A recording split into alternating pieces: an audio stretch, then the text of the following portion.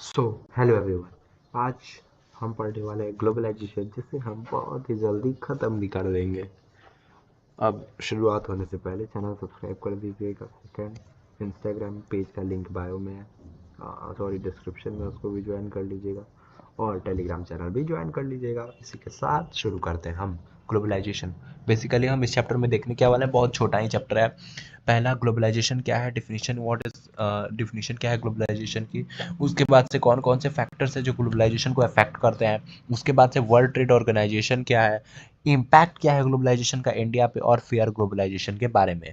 तो इसी के साथ ग्लोबलाइजेशन का डिफिनीशन, तो जो स्प्रेड और फ्लो होता है फाइनेंशियल प्रोडक्ट्स या फिर गुड्स का या फिर टेक्नोलॉजी का, इंफॉर्मेशन का, जॉब्स का, नेशन कंट्रीज के बीच में, नेशनल कंट्रीज के बीच में, उसी को मतलब एक देश से दूसरे देश के बीच में जो इंटर कनेक्शन होता है। एक देश में मान लीजिए अगर कोई कंपनी है, उसका एक देश में मतलब फैक्ट्री है, फिर दूसरे देश में भी फैक्ट्री है, तो उसको एमएनसी बोलेंगे, ठीक है ना, ये एमएनसी हो गया।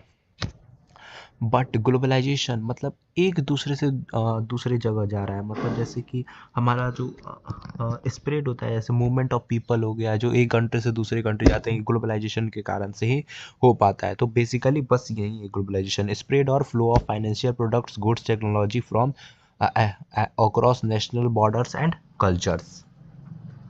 फैक्टर्स कौन कौन से हैं जिसने ग्लोबलाइजेशन को अफेक्ट किया है। पहला जो फैक्टर है वो होता है टेक्नोलॉजी।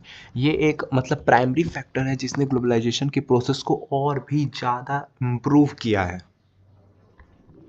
ठीक है, ये मतलब कॉस्ट इफेक्टिव डिस्ट्रीब्यूशन को लाया, और मतलब कुछ ऐसे टेक्नोलॉजी को लाया जिसकी वजह से इंफॉर्मेशन जो है तेज़ी से पास हो सके, और मतलब सारा चीज़ आसानी से हो सके, कम खर्चे में हो सके। उसके बाद से ट्रेड लिबरलाइजेशन, गवर्नमेंट ने सारे ट्रेड बैरियर को रिमूव कर दिया, जिससे अ, जो फॉरेन इन्वेस्टमेंट जो है हमारी कंट्री में बढ़ सके। ठीक है, यहाँ पे आप देख सकते हैं, the government can employ trade barriers to control to enhance international trade, बढ़ सके, इसी से इसको ट्रेड बैरियर को हटा दिया गया। ठीक है, अब उसी के बीच में लिबरलाइजेशन क्या है, तो लिबरलाइजेशन किस कुछ नहीं है, लिबरलाइजेशन एक प्रोसेस है जिसमें गवर्नमेंट जो इम्पोज ट्रेड ऑब्स्टिकल्स है या फिर ट्रेड बैरियर्स है, उसको हटा देती है, और मतलब सारी चीज़ हटा देती है, और बोल देती है, और ऐसा कर देती है कि फॉरेन इन्वेस्टमेंट्स हमारे देश में आए। ऐसा इसलिए किया जाता है, हमारे भी देश में ऐसा किया गया था, ऐसा इसलिए किया गया था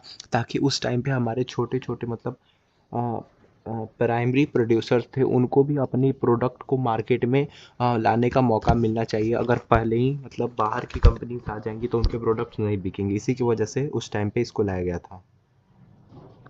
अब सेकेंड, उसी के साथ थर्ड है फॉरेन इन्वेस्टमेंट पॉलिसी। एक कंपनी जो होती है उसको कंसिडरेबल इन्वेस्टमेंट करना पड़ता है फॉरेन एंटरप्राइज में, उसी को आप फॉरेन डायरेक्ट इन्वेस्टमेंट बोलते हैं।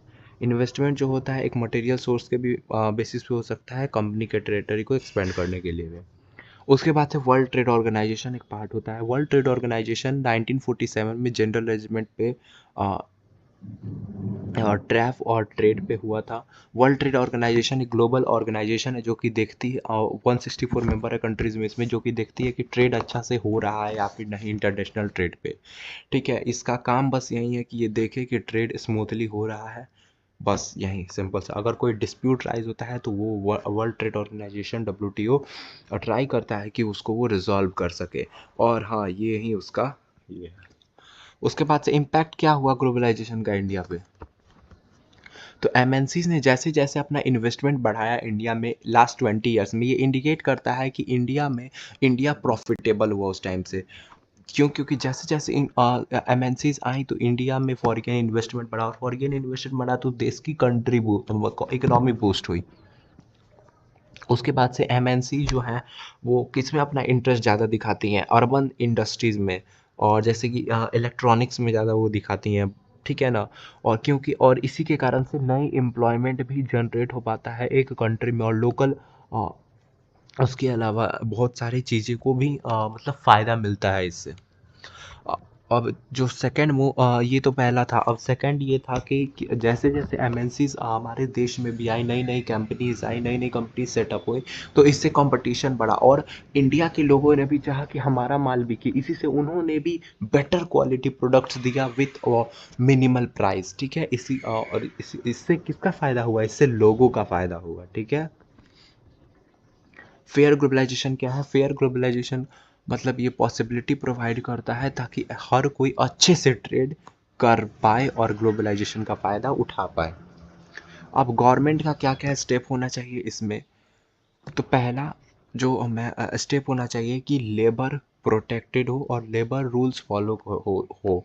मतलब कोई भी कंपनी आए तो वो लेबर रूल को फॉलो कर सके, लेबर को जो भी वेज है या फिर उनकी जो फैसिलिटीज़ है उनको प्रोवाइड की जाए। उसके बाद से गवर्नमेंट हो सके तो ट्रेड बैरियर्स को रिमूव कर दे। उसके बाद से वो फेयर रूल्स को इम्प्लीमेंट करे। ठीक है, और वो चाहे तो टुगेदर डेवलपिंग कंट्रीज़ के साथ सिमिलर इंटरेस्ट पे कॉम्बैट कर सकता है वर्ल्ड ट्रेड ऑर्गेनाइजेशन के द्वारा। इसी के साथ ये चैप्टर होता है समाप्त। मात्र 6 मिनट में पूरा चैप्टर निपटा दिया। Thank you so much.